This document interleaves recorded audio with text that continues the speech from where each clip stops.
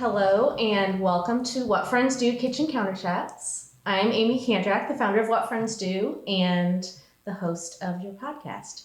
And today I am here with a friend, Brian Shivers, and we are going to talk about religion. Especially religion around crisis. And not only crisis but health events, lots of things. It's kind of my most nervous subject to talk about on this podcast. Okay. I mean, really, my most nervous subject to talk about on this. So I am excited to have you here. But before we get started, I have a question that I ask everyone. Okay. And as a reminder to our listeners and for you, we're at my kitchen counter because when something in life happens, you generally call your friends, call your family, and they come to the kitchen counter and you sit down and you figure shit out. Yep. And I don't know if you have one of those moments in your life that you'd be willing to share with our listeners. Yeah, I think for me, my largest moment of grief was my loss of my dad. So my dad died of cancer now almost 20 years ago. And there were several moments around that progressing toward that moment. Dad had colon cancer, and that was a long process. He was stage 4 colon cancer. From his diagnosis to his death was almost 2 years. So there was ups and downs and ebbs and flows and everything in between. Tears and laughter and joy and sorrow. And a lot of that happened at my mom and dad's house, either in the family room or at the kitchen counter or kitchen table is what they called it. They had a country kitchen with an eat-in kitchen. And specifically around the moment when they had told Dad that this is it. We've done everything we can do. Now it's a matter of time. You can continue on treatment, but probably nothing's going to happen. And we sat and talked about what it means to be people of hope in the midst of this difficult moment.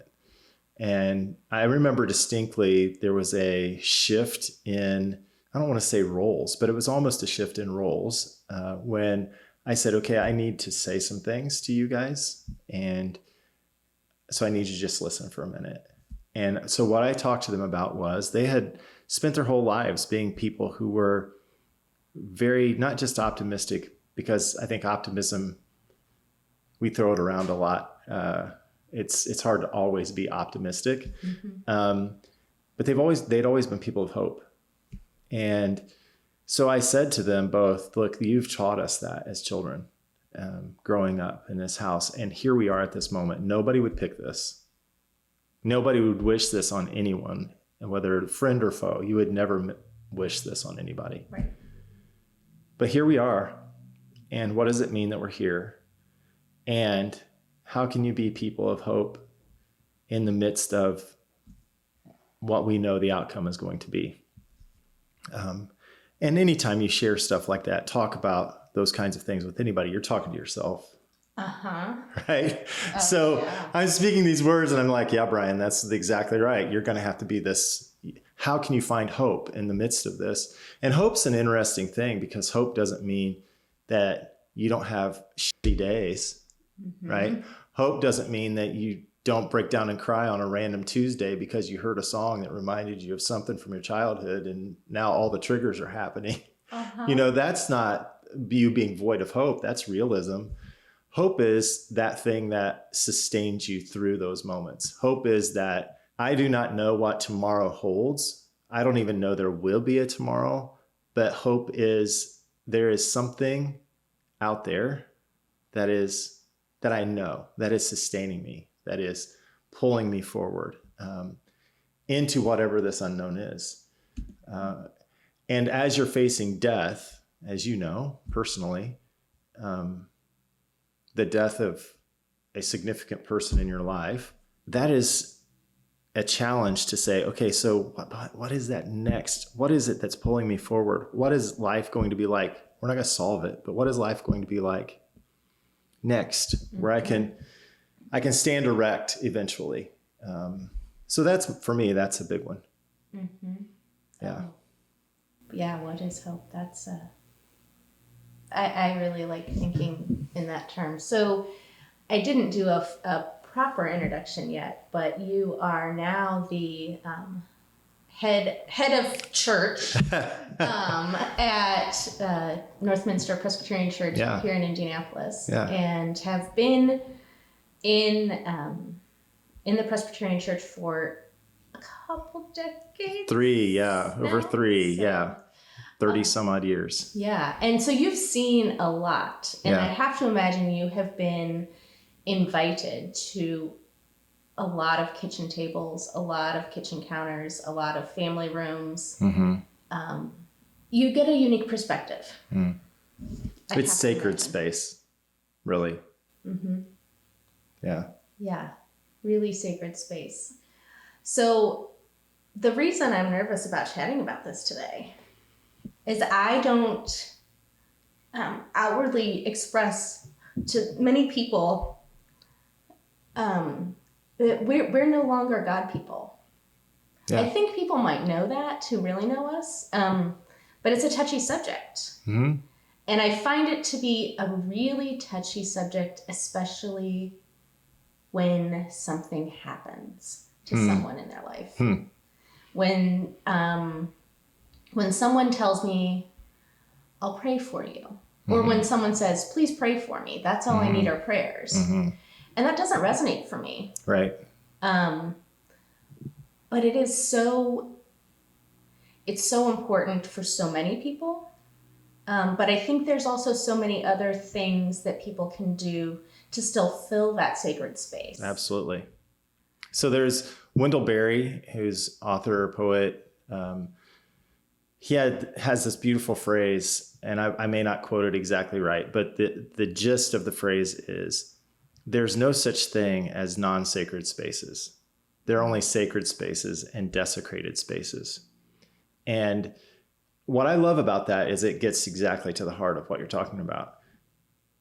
The most sacred space is this space, the space in between us as we are sharing a physical space together. I'm a firm believer in that is, first of all, the trust that involves. If you're going to have a real conversation about something, an in-depth conversation, or if you're just going to sit together, that's real sacred space.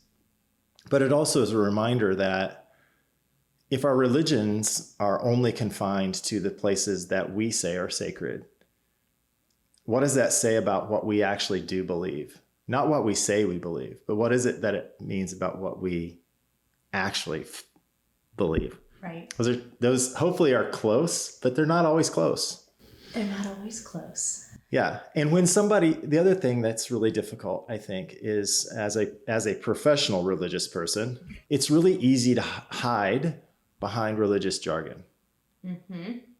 And it's also a really easy way to slide pretty quickly out of a really difficult conversation. Well, Aimee, I'll be praying for you. What do you say? What do you say? What do you say in response to that? Even if you're a person of deep faith, thank you. What are you praying for? Right. Right. Yeah. And especially if you don't know the other person really well. Right. Well, and going back to, we both unfortunately lost our fathers when we were young. Mm-hmm. And when people said and we knew that the outcomes were not right. Like finding hope was a lot. Yeah, it was a lot. Right? Yeah. Because we knew what was going to happen. And a lot of people find themselves in that spot. Mm-hmm. And when someone says, well, I'll be praying for you, like, what are you praying for? Mm-hmm. Are you praying that I'm well? Mm-hmm. Am I well spiritually? Mm-hmm. I don't know. I find that I personally find it an empty term, but I'm glad to hear. So what would you suggest? I think it's okay to use it. I give a story. So Jennifer's my wife, and she used to work at Eli Lilly, and incredibly diverse place to work. Mm-hmm. Many different religious traditions, many different nationalities, ethnicities, races, everything. Diverse in almost every way, and has been that for a long time. one of her closest friends when she used to work there was a woman who practiced the Hindu faith. And we went through a time period where not only was my dad dying, but Allison, my daughter, needed open heart surgery. And it was at almost the same exact time. So they were within a month and a half of each other. Oh, that's a lot. And so when Allison was going in for open heart surgery, Jennifer's friend said to her, who's Hindu, said to her, "I will be praying for you." Now, as a young person that grew up in a pretty conservative Christian background, Jennifer's story, I wish she was here to tell it, is that was a moment of, oh, okay. Yeah. And she said to me when she was telling me the story the first time, "What am I going to tell her? No? Like, yes, I want you to, because I'm about to go through this thing and I don't know what it means. And I don't know how prayer works. I don't know any of that. But if it means something to you, my friend, who is a friend, right? This isn't a stranger. Yes, I want you to do that. Please. Yes. You're holding me in your thoughts. Yes. And even maybe closer, like you're now. And she trusted that she was not just using it as a platitude. And that's where it gets sticky, right? So that's what I meant by the easy out. If it's just a platitude, find something else to say. Yes. And I'm sorry I'm really sorry. I can't imagine how difficult that would be.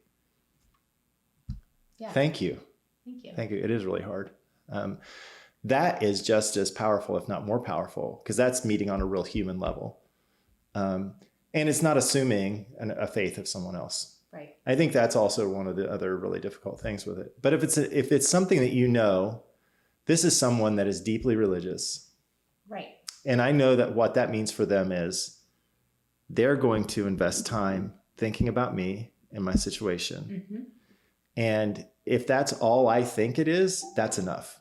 Because what more do we want, really?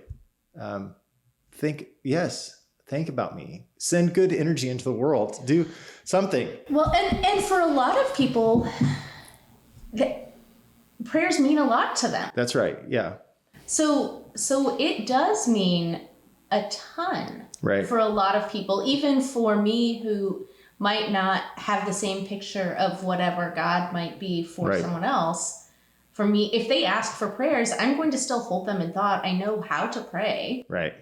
And holding them in prayer for me can be the same. And here's something. So this may be, I don't know, this may be controversial to some, but for me, if I say that to someone, the prayer is already being offered because I am consciously saying those words, which mean something to me, to someone. And I usually don't say for. I don't usually use that word. I usually use with. So because I'm assuming that you're already doing whatever it is that you do to navigate through. So I'll say I'm praying with you, because that makes an assumption that you're doing something, lighting candles, you're doing something. Well, that actually brings up a good question. Do you think people are doing something, or are they often so overwhelmed? Yeah. Especially for those people who maybe don't already have any kind of connection or have not grown up around religion, or they don't have that anymore. Is there a practice that I'm just wondering if maybe this is a time when someone gets diagnosed with cancer, or they're facing death, or they're facing some other catastrophe, and they haven't had whatever spiritual connection that a lot of other people do have. So I'm curious, is that a time that you often get called in? Or what? Yeah. I love the assumption of saying I'm praying with you, but I do wonder how many people are like, well, I can barely get dinner on the table. I don't have time to So that's so powerful, because for me, first of all, I usually will say that phrase in the context of a community of faith, right? Of course. So I'm not out there, at 20 tap saying that to a server who's just told me something, which happens, right? Like Oh, you start a conversation, the server's now like, my partner's sick, and you're not gonna be like, oh, I'll be praying with you. Like, right. Because that's making a huge assumption. But here was the thing I was gonna say that might be controversial in some ways, not controversial, but might be like, yeah, I'm not sure I think that. But it really depends on what somebody's view of whatever is out there is. Mm-hmm. And if it's so narrow that everything is prescriptive, that becomes difficult for anyone else to fit into that space, right? Right. Because if you don't fit into that prescription, you're an other outside of whatever faith tradition, whatever, right? However, if you can get to this space where if somebody asks me to define who God is, I don't have one, and I'm a pastor. Like, I don't have one definition. I can't do that. I can talk to you about experience. I can talk to you about practice. I can talk to you about all of those things. I can talk to you about some things I do understand about the divine, but I can't give you a snapshot. Right. And once you start opening your hands a little bit to that and allowing that engagement to be bigger than I can't hold, this is why I struggle with it. I can't hold the concept of God between my two ears. And if I can, my concept of God isn't big enough. Mm-hmm. It has to be bigger than that. Because if it's not, then which one of us is God? Like, if I can hold the concept of God between my two ears, doesn't that kind of make you? Yeah, right? Oh, yeah. Oh, yeah. So to me, just speaking somebody's name is a prayer. Mm-hmm. To me, the unspoken pieces of our lives that you can't put into words because it's too much. Mm-hmm. You don't have a frame. That is, whatever we want to call it, in my tradition, we would call it prayer. I would call it prayer. Yeah. That your spirit, your you-ness, your whatever makes you, is communing with the universe in ways that words can't even begin to hold. Right. That's the hearing the song in your car on a random Tuesday makes you cry. Why am I crying? Or, the weird when you're sitting in this kitchen and you see a bird or something, and all of a sudden you're gone for 30 minutes. What is that? There's some kind of connection there. And one of the things I've said to folks before is, what if the divine isn't something that's out there separate from us? What if it's actually that which fills the space between us? Yeah. Because there's a connection, right? Anyone who doesn't see that, there's something. There's something. Right. There's something. Even science says that because we've had this conversation, our beings are forever altered. Yes. Because we've had this moment together today. Right. That is on a molecular level. We are impacted. We carry that with us. Right. That's powerful. So I'm not sure what we call that. On my best days, I probably call it God. On other days, maybe they're also equally as good. I'm not sure what to call it. Yeah. But I've found a connection, personally, grown into a connection with the Christian tradition that I'm a part of, not at the exclusion of others. Mm-hmm. Not at the exclusion of those who, as you've said, don't hold one right now. Great. That's not threatening in any way, shape, or form. And if it is, again, the concept of what I understand God to be is way too small.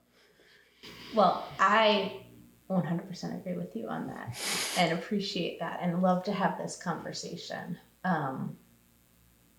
I'm not sure I got to your second question, though. Well, so the other question, though, that I have is when a crisis occurs, people often will turn to something. Yes. Right? Especially when there are unknowns, unanswered questions. What does tomorrow look like? Mm-hmm. They don't know what that is. And just from personal experiences, I've seen a lot of people either turn to a church or religious body or thought process, Right. and or turn away. Yeah. And I don't think that there's a right or wrong answer to that. But as friends who are trying to support a loved one and someone who we care about deeply as they're going through something, is there anything that you've seen that is better or worse? Or, I mean, nothing that's better or worse, right? But I mean, I know, like, for me, if someone was like, well, you need to come to church with me on Sunday and then everything's going to be, I'd be like, oh, yeah, we're my friends wouldn't do that because they know me. Right. But I have to imagine that in times of major life transition, that's when you get phone calls. For sure. Yeah. And what do you do in the space where you're called into a room where someone has died by suicide, right? Or you're in a space where whatever has happened, someone's missing. I mean, that's happened. What do you do in those spaces? And there are no magic words. There isn't an incantation. There isn't a prayer. There isn't a passage of scripture that somehow is going to make everything now fall into place and make sense. Those are the spaces we all dwell in that make no sense.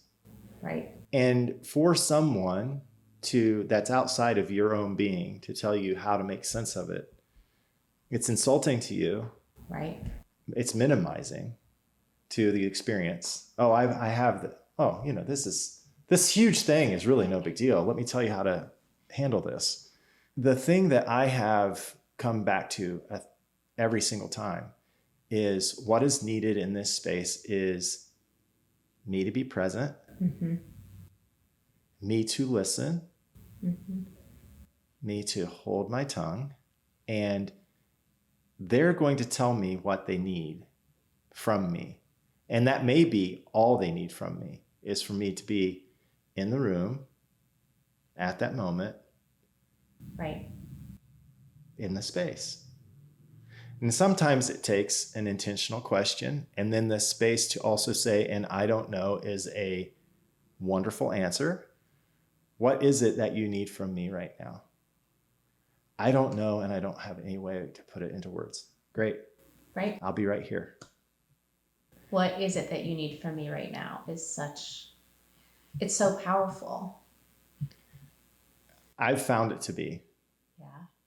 For both people. For me as a person that may be speaking it or receiving it, but speaking it in this instance. And I think for them, because they realize, oh, okay, you don't have a script. Right. You're not going in and putting Aimee in the blank, right? Right. Yeah. No, I don't have a script. There's time for that. And it's not right now. And it's not right now. Well, and they might right now just need a glass of water and a chance to go take a nap, which can be so sacred as well. Can you give me a hug? Yes. Right? Yeah, I can give you a hug, but I'm not going to assume you want me to. Oh, that is a real big one. That's a really big one. Yes. And I'm also not going to say, can I give you a hug? Like, because that's me. That's me thinking, oh, this is what you're going to need right now. Right. If I'm on that side of it, I might say, would you like a hug? And then they can still say, no, actually I wouldn't. Okay. Is there something I can do? It's really difficult because that means you have to be comfortable with the unknown space. And most of us probably aren't all the time comfortable with the unknown space. We like to be the solver, the fixer. Yeah. I've got the right word. No, I don't. I don't have the right word. There just aren't right words a lot of times. There are no words. Yeah, many times. 0 words. The practice of presence is one we don't really do well in our culture of speed and quick solutions, and because it is about patience. It's waiting. It's a lot of waiting.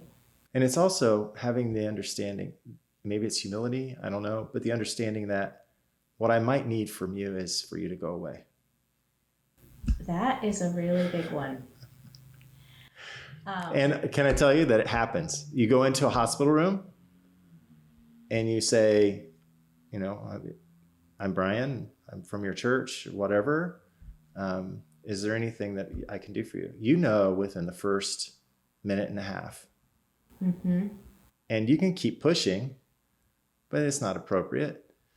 You can say, okay, well, just know that if you do need anything, this is how you can reach me. Mm-hmm. Having the humility to step out of the room. Like, it's That's okay. So big. When you're visiting someone in the hospital, like, and I know I've not done it correctly always in my life, but... Oh, none of us have. Yeah, right? I step in it all the time. Well, yeah. You probably really... I've stepped in it, slipped and fallen and gotten it all over myself. Sure, so I have no doubt. I mean, you have a lot more experience with that.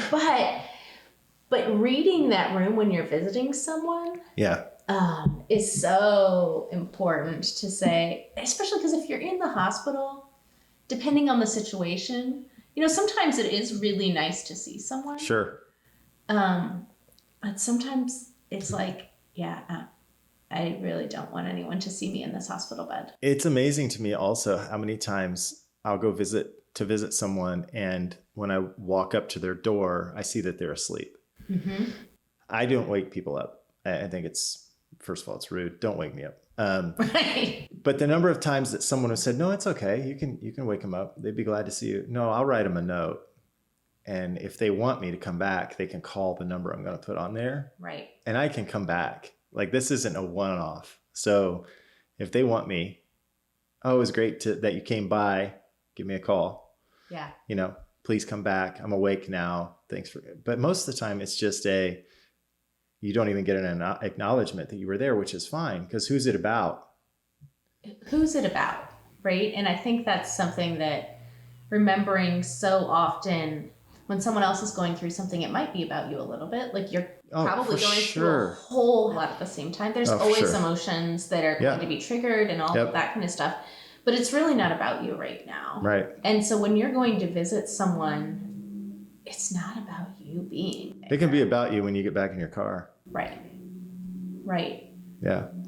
And knowing when you're visiting them anywhere, right? It's not just the hospital room. But one thing Stephanie and I spoke about on one of the previous episodes was who's allowed into your house and how much information are they allowed to have and how much time are they allowed to have. So when you're here in my kitchen counter, we get a lot of time. This is one of my more intimate spots. Yeah. But there are some days where you might be at my front door and that's it. Yep. I actually had somebody come by my office yesterday and she stopped at the door. She wanted to tell me something. She stopped at the door. And I said, would you like to, you can come in. Like, you don't have to stand all the way over there. You can come in. Mm-hmm. And she was shocked. Oh. Yeah. No, you can come in if you want. But if you don't want to, I literally said this to her, but if you don't want to, you can stand at the door. It's fine either way. But I don't want you to feel like there's this invisible barrier that now you've hit. But she waited for me to invite her. Yeah. But then she came in and sat down at the table and we had a great conversation. And think about how much longer and more personal that conversation was, because that connection could happen so much more intimately than if she was standing at the door. But there might be some days when it's like, no, I think the door would be just fine. Yeah, no, I just have to give you this one detail. Yeah. Great. Okay, cool. Yeah, great. Yeah. Thank you. It's just really interesting. That's a really great point. Who's allowed into your house, and then how much are they allowed to also carry, also get, and it can change. And the DoorDash guy leaves stuff at the front door, and you're not asking him in. I'm not asking him in. He doesn't even ring the doorbell half of the time, right? I just get a text message. Yeah, that's right. With a picture of your stuff. Of my stuff. Hopefully it's at my house and not at the neighbor's house. Yes. But then there are other people who can come inside. They can sit in the living room. But no one is going upstairs to my bedroom. Right. Right? Right. Yeah. Yeah. There are people that know that they can go to the refrigerator and help themselves. Yes. Yeah. There are people that know that you expect them to do that. There are, and then sometimes, but it's a very small group. It's a very small group, but then sometimes it's like, 1 a.m. and I hear all of the 17-year-old boys in my refrigerator, and I'm really happy about it. Except that I'm like, oh, now it's going to be empty tomorrow. I'm going to have to go again. And will there be trails all over the place? It will be everywhere. It would have been really easy if you guys would have just cleaned up along the way. Just a little bit. Just a little bit. Just like the empty pizza box that's over on the counter across from us right now. Uh-huh. You could have thrown that away, guys. There's a trash receptacle. You could have put it in. Yeah. But I think one of the struggles too with especially any kind of traumatic experience is what you said earlier, that it does hit you no matter who you are going to visit. And so do you have the self-awareness to know I may not be the best person right now to go see, to go visit, to go spend time.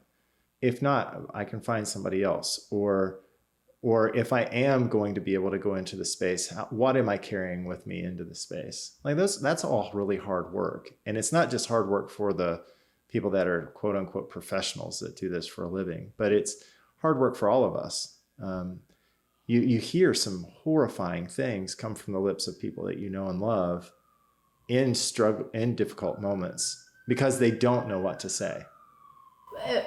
Yes. I mean, I struggle with those words regularly. Yeah. And sometimes they're well-meaning. Mm-hmm. Sometimes they're more of a self-preservation kind of thing that they're trying to say, right? You've been in those situations where you're like, okay, you're saying that to yourself. I get it. But how do you wade through that as a person that's coming to be with someone?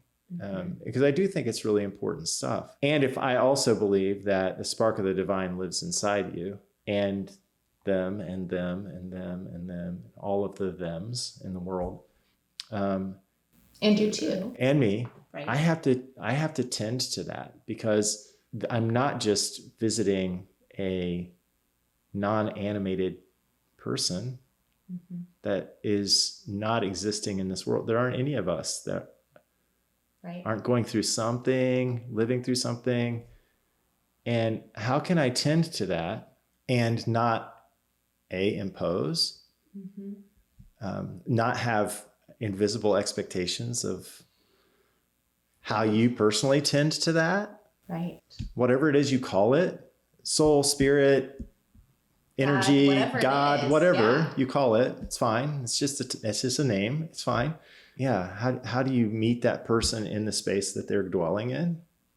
And knowing sometimes when you are going to enter that space that you don't really know what space they're in. No, ever. Hardly ever. If you show up on Sunday morning at Northminster Presbyterian Church, just because you came in the door, I have no clue what you're bringing in there with you or what arrived before you got there. Or what stays after you leave, right? There's all kinds of things that as a pastor on staff there, I don't have a clue for any single person that walks into the space. By the way, including the person I'm married to. I don't know what she's carrying in that day into that space. Right. And so how can I help create? I can't create a space by myself. That's impossible unless I'm the only one in it. But how can I help create a space that's gracious and generous? And then allow for there to be something beautiful created because we're in there together. And that beauty, by the way, is also beauty found in sorrow, beauty found in tears, beauty found in wounds. I mean, our scars are beautiful. Yeah. They tell stories.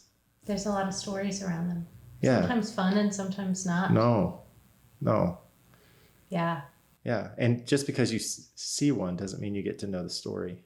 Right. Maybe you just got to see it. That's it. That's it for today. That's it for today. Yeah. That might be it forever. Might be it forever. Yeah. You don't get to know the story. Right. But if they want to share it, then okay. Yeah. I have said a generous and gracious space is a generative space. And so how can we do that together? How can we create spaces that are that? When somebody is wounded, when someone's going through incredible sorrow, or even when somebody's celebrating. There's a lot of celebration that can happen too when sacred space is really needed. Right. And I can't assume what the celebration should. Right. Yeah. Because somebody's celebration might look like someone else's sorrow. Yeah. Why are you crying? Well, I am always crying. Me too. But yes. No, I mean, you know what I'm saying? Like, well, I'm crying because this is what I needed. This was cathartic. This was powerful. This was transformative. This was whatever. I am glad that we were able to share that together. Having the honor of sharing sacred space with someone is so extremely powerful. There's nothing like it. There's nothing like it. Yeah. And no matter what it could be sacred space around Elliot winning a soccer match too, right? Like, oh yeah. There's something sacred there too. Jumping up and down and all of that. That's the other thing. It's not confined again to one location or to one thing, one type of sacred moment.